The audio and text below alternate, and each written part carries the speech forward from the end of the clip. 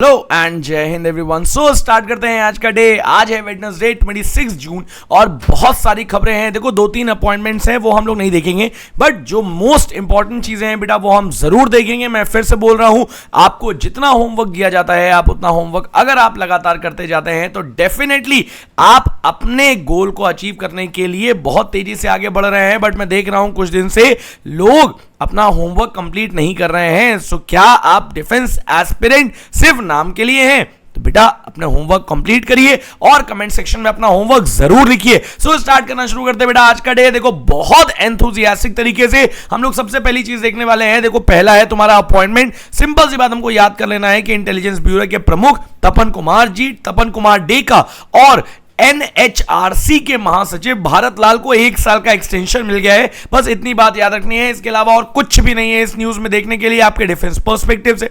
अच्छा, ये चीज थोड़ा सा इंपॉर्टेंट बन जाता है अगर आप डिफेंस के साथ में एसएससी का भी एग्जाम देना चाहते हैं तो आप आराम से इसको देख सकते हैं। बेटा ये न्यूज आप लोगों के लिए इंपॉर्टेंट बनती है कि केंद्रीय मंत्री जेपी नड्डा को राज्यसभा में सदन के नेता के रूप में नियुक्त किया गया है। तो आप लिखेंगे कि विपक्ष का नेता कौन है। विपक्ष का नेता कौन है बेटा, इसको आपको लिखना है। तो पहला होमवर्क आपको मिल गया। ठीक, इसमें आप देखेंगे राज्यसभा के नेता के अलावा और भी बहुत सारी चीजें दी हुई हैं। आराम से आप पढ़िए इसको, बहुत सारी चीजें हैं। बट मैं फिर से बोल रहा हूं फॉर द डिफेंस पर्सपेक्टिव बेटा ये न्यूज आपकी इंपॉर्टेंट नहीं बनती है। नेक्स्ट न्यूज की तरफ चलते हैं हम लोग। अब देखो ये इंपॉर्टेंट न्यूज आ रही है आप लोगों के सामने कि अम्मान में अंडर 17 एशियाई कुश्ती चैंपियनशिप में भारतीय दल ने 4 स्वर्ण सहित 11 पदक जीते हैं। तो देखना मिलेगा बेटा बहुत सारी चीजें हैं। देखो यहां पे कि किसने अलग अलग कैटेगरी में क्या क्या जीता है। तो जॉर्डन के अम्मान में अंडर 17 या हम बोलते हैं अंडर 17 एशियाई कुश्ती चैंपियनशिप में भारत ने शानदार प्रदर्शन करते हुए अपने अभियान का समापन किया और युवा भारतीय दल ने 4 स्वर्ण, प्राउड होना चाहिए हमें, 4 स्वर्ण, 2 रजत और 5 कांस्य पदक जीत सहित कुल 11 पदक जीते हैं। ठीक है, और महिला पहलवानों ने 4 स्वर्ण पदक जीते जिसमें 46 किलो की कैटेगरी में दीपांशी। अब देखो इन सब के नाम याद रखिएगा। क्यों नाम याद रखिए? क्योंकि बेटा हो सकता है आपसे सिंपल सी बात पूछ लिया जाए, नाम दे दिया जाए और आपसे पूछ लिया जाए कि ये किस गेम से एसोसिएटेड है। ठीक है, तो हम देखेंगे बेटा दीपांशी हो गई यहां पे, मुस्कान 53 किलो के कैटेगरी में, फिर से हम देखेंगे 61 किलो की कैटेगरी में रंजीता, 59 किलो की कैटेगरी में मानसी लाठौर ने अपने अपने भार वर्ग में शानदार प्रदर्शन करते हुए पीला तबका जीता है। और पीला तबका कहने का मतलब क्या है बेटा? गोल्ड जीता है।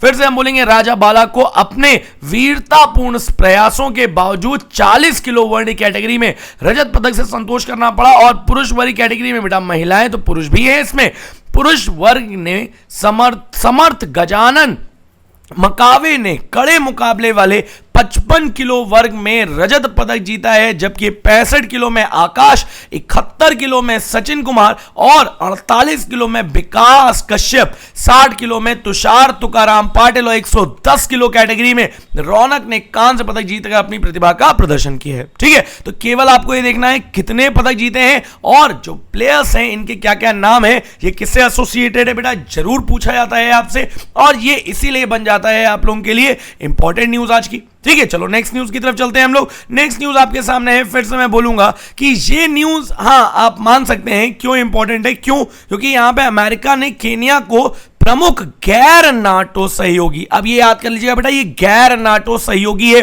के रूप में नामित किया है, जिससे रक्षा और सुरक्षा सहयोग में वृद्धि मिलेगी। देखते हैं यहां पे संयुक्त राज्य अमेरिका ने केन्या को अपने प्रमुख गैर नाटो सहयोगी नामित किया है और बेटा गैर नाटो सहयोगी MNNA नामित किया है। ठीक है, तो आपको सिर्फ एक याद रखना है कि संयुक्त राज्य अमेरिका ने किस देश को अपना प्रमुख गैर नाटो सहयोगी लॉन्च किया है, या लॉन्च कह रहा हूं मैं, नामित किया है। तो इसको हम क्या बोलते हैं बेटा? केन्या बोलते हैं। ठीक है, सिंपल सी बात है, हम लोग करेंगे और आगे देखते जाते। देखो अब आप लोगों के लिए इंपॉर्टेंट न्यूज आ रही है। क्या न्यूज आ रही है इंपॉर्टेंट? क्योंकि यहां पर भारतीय वायुसेना की बात हो रही है। और अगर आप एसएसबी में देखते हैं, अगर आप सिंपल सी बात देखते हैं तो बेटा करंट अफेयर में, अगर आप सीडीएस से करंट अफेयर में देखेंगे तो जहां पर आते हैं आपके 16 से 17 क्वेश्चन करंट अफेयर के, वहां आप लोगों के लिए मोस्ट इंपॉर्टेंट क्वेश्चन बन जाता है कि व्हाट इज तापस। तापस क्या है? तो आपको पता होना चाहिए कि तापस जो है ये आपका भारत में निर्मित यूवी के अधिग्रहण में अग्रणी होगा। तो देखते हैं यहां पे तापस क्या है। तापस ड्रोन है एक, और तापस ड्रोन है तो हम क्या बोलेंगे कि यहां पे रक्षा बलों की स्वदेशी मानव रहित निगरानी क्षमताओं को बढ़ाने के लिए भारतीय वायुसेना ने केंद्र को 10 तापस ड्रोन खरीदने की प्रस्ताव दिया है। तो तापस क्या है बेटा, याद रखिएगा, ये क्या है बेटा, ये ड्रोन है। और ड्रोन है तो हम सिंपल सी बात बोलते हैं बेटा कि ये क्या होगा, ये मानव रहित होता है।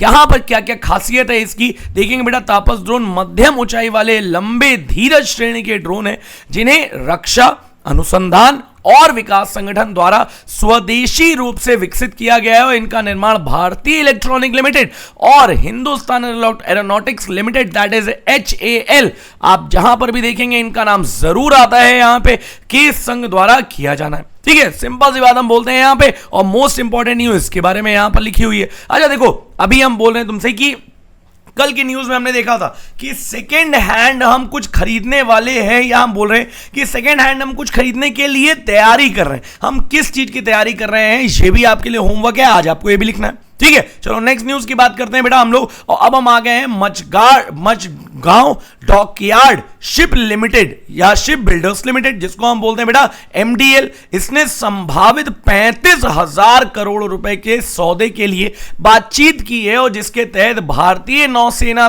3 अतिरिक्त कलवरी, अब देखो यहां पर मोस्ट इंपॉर्टेंट आपसे बन जाता है INS कलवरी। तो बेटा INS कलवरी या इंडियन नेवल शिप कलवरी जो है, इसके बारे में आपको लिखना है ईच एंड एवरीथिंग जो भी आप जानते हैं कलवरी के बारे में। और एक मोस्ट इंपॉर्टेंट चीज कि प्रोजेक्ट 75 के बारे में जितनी चीजें आप जानते हैं उन सब के बारे में आपको लिखना है। देखो एक चीज मैं बता दे रहा हूं यहां पे कि प्रोजेक्ट 75 के तहत MDL ने फ्रांसीसी सहायता से कलवरी श्रेणी की पनडुब्बियों की पिछली श्रृंखला बनाई थी। तो थोड़ा बहुत आइडिया होगा आपको कि प्रोजेक्ट 75 क्या है एग्जैक्टली। ठीक है, यहां पर देख लेते हैं हम लोग कि यहां पर 3 अतिरिक्त कलवरी श्रेणी की पनडुब्बियां हासिल करेगी जो भारत द्वारा पहले हासिल की गई है। उसी श्रेणी की 6 पनडुब्बियों से बड़ी और अधिक उन्नत होगी। ठीक है, तो हम देखते हैं बेटा यहां पे देखो तीसरा पॉइंट यहां पर मोस्ट इंपॉर्टेंट है आपके लिए कि क्या चीज, MDL में निर्मित कलवरी श्रेणी की पहली पनडुब्बी को 2017 में शामिल किया गया था और अब आपको देखने को मिल रहा है फिर से शामिल किया जाएगा। ठीक, तो याद क्या रखना है आपको, MDL जो हम मचगांव डॉकयार्ड लिमिटेड बोलते हैं, डॉकयार्ड शिप बिल्डर्स लिमिटेड बोलते हैं, भारतीय नौसेना के लिए कलवरी श्रेणी की पनडुब्बियों को हासिल करने के लिए बातचीत कर रहा है, जिसे डैश मतलब फ्रांसीसी और भारतीय शिपयार्ड के एक सिंडिकेट द्वारा बनाया गया। ठीक है, तो देखो ये मोस्ट इंपॉर्टेंट चीज थी। क्यों? क्योंकि यहां पर हम देख रहे हैं कि हमारी INS that is Indian naval ship या इंडियन नेवल सर्विसेज की बात हो रही है। चलो भाई नेक्स्ट न्यूज की तरफ चलते हैं हम लोग और आ गए बेटा हम लोग एशियन डेवलपमेंट बैंक पे। देखो एशियन डेवलपमेंट बैंक आजकल क्या कर रहा है, केवल और केवल लोन बांट रहा है सबको। अभी आपने देखा था तो कहां दिया था, पाकिस्तान को दे दिया। अभी आप देख रहे हैं यहां पर तो ADB ने किर्गिस्तान को 56 मिलियन डॉलर का ऋण दिया है। और किस लिए दिया है, सिंपल सी बात आप याद रखें यहां पे कि 25 मिलियन डॉलर का रियायती ऋण है और 31 मिलियन डॉलर का एशियाई विकास निधि ADF अनुदान शामिल है, जिसमें आपको देखने को क्या मिलेगा कि ताकि इसकी कुल क्षेत्र में अपशिष्ट जल प्रबंधन में सुधार हो और सतत तथा समावेशी पर्यटन को बढ़ावा मिले जो अपने पर्यटक आकर्षण और महत्व के लिए प्रसिद्ध है। ठीक है, तो इतनी बात बेटा इसमें इंपॉर्टेंट थी जो मैंने आपको बता दी। चलो भाई नेक्स्ट न्यूज की तरफ चलते हैं और देख रहे हैं आप लोग कितने स्पीड में हम लोग न्यूज कवर करते हैं। जो मोस्ट इंपॉर्टेंट चीज रहते हैं पहले मैं रिफाइन करके रखता हूं। देखो अभी बांटा ADB ने, अब कौन बांट रहा है बेटा, विश्व बैंक बांट रहा है। क्या कर रहा है कि विश्व बैंक ने श्रीलंका, जिसकी आर्थिक हालत वैसे ही खराब चल रही है, विश्व बैंक ने श्रीलंका में प्राथमिक स्वास्थ्य सेवा में सुधार के लिए 150 मिलियन डॉलर मंजूर किए। तो देखना क्या है बेटा यहां पे कि विश्व बैंक ने श्रीलंका को उसकी प्राथमिक स्वास्थ्य सेवाओं की गुणवत्ता और उपयोगिता में सुधार के लिए 150 मिलियन, बेटा 50 तोला नहीं है यहां पे, 150 मिलियन डॉलर का वित्त पोषण दिया है। और मेनली किस चीज पे काम करेगा ये, तो बेटा ये काम करेगा प्राथमिक स्वास्थ्य सेवाओं पे। ठीक, चलो भाई नेक्स्ट न्यूज की तरफ चलते हैं हम लोग। देखो मेजर पॉइंट मैं डिस्कस करता जा रहा हूं सारे, यहां पर आप देखेंगे तो सिंपल से, आप देखो यहां पर आपको याद रखना है क्या चीज कि राष्ट्रीय दस्त रोको अभियान 2024, मैं फिर से बोल रहा हूं, अगर आप एसएससी की तैयारी कर रहे हैं तो इस न्यूज को याद रखिएगा। अगर आप नहीं कर रहे हैं तो बेटा कुछ चीजें याद रखिए यहां पे, केवल और केवल इतना कि स्वास्थ्य मंत्रालय ने नेशनल स्टॉप डायरिया प्रोग्राम 2024 शुरू किया है, जो पीपीटी रणनीति को बढ़ाने पर केंद्रित है। उसी के संदर्भ में पीपीटी का क्या अर्थ है, तो याद रखिए prevent, protect and treat. Prevent मतलब रोकना, प्रोटेक्ट मतलब प्रोटेक्ट करना, मतलब किसी बचाना, और ट्रीट मतलब कि पूरी सहायता देकर के उसको खत्म करना मतलब कि ट्रीटमेंट करना, किसी को अगर हो गया है तो उसको बचाना। समझ में आ गई बात? केवल इतनी बात याद रखनी है आपको अपने डिफेंस पर्सपेक्टिव से। इसके अलावा आप देखेंगे यहां पर तो बहुत सारी चीजें लिखी हैं। मैं कह रहा हूं आपसे, अगर आपको मन है पढ़ने का तो आप आराम से वीडियो को रोकिए और आराम से आप इसको पढ़िए। ठीक, चलो भाई नेक्स्ट न्यूज की बात करते हैं, और ये है हमारी आज की लास्ट न्यूज। क्या देख रहे हैं हम लोग? और मोस्ट इंपॉर्टेंट न्यूज यही बन जाती है बेटा कि रक्षा मंत्रालय के प्रमुख पहल innovation for defence excellence IDX ने नई दिल्ली में ऐतिहासिक 350वें अनुबंध पर हस्ताक्षर किए।